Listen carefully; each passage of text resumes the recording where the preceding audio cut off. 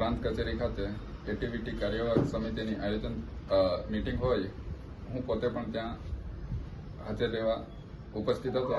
માન્ય ધારાસભ્ય શ્રી ચૈતર વસાવા પણ હાજર હતા, સાગબારા તાલુકા પંચાયતના પ્રમુખ શ્રી ચંપાબેન પણ હાજર હતા અને સરકારના નિમણૂક પામેલ એટીવીટીના સભ્યશ્રી પણ એક બે હાજર હતા અને બંને તાલુકાના ટીડીઓશ્રીઓ પણ હાજર હતા.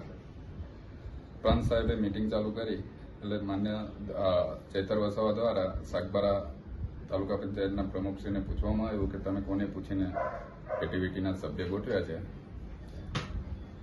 તો ચંપાબેને જવાબ આપ્યો કે સરકારે નિમણૂક આપેલી છે, સરકાર દ્વારા નિમણૂક પામેલા છે, એટલે આપણે મીટિંગ કરીએ.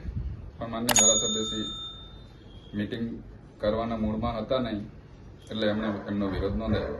પરંતુ જ્યારે ધારાસભ્યશ્રી ચંપાબેનને ગાળાગાળી પર બોલવા માંડ્યા, ત્યારે હું વચ્ચે પડી ધારાસભ્યશ્રીને એવું કીધું, મહિલા આગેવાન છે અને તાલુકા પંચાયતના પ્રમુખ છે સાગબારાના, તો આપણે એને માન આપવું જોઈએ.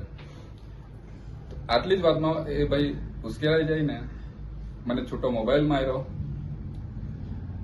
પછી અમારી માન્ય ધારાસભ્યશ્રી જોડે ઝપાઝપી થઈ એ બાબતે કે તમે મહિલા આગેવાનનું અપમાન ના કરી શકો.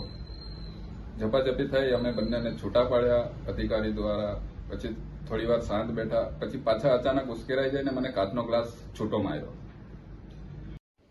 છોટાઉદેપુર જિલ્લાના તમામ સમાચાર માટે આપનું છોટાઉદેપુર યુટ્યુબ ચેનલને સબસ્ક્રાઇબ કરી બેલ આઇકન દબાવશો.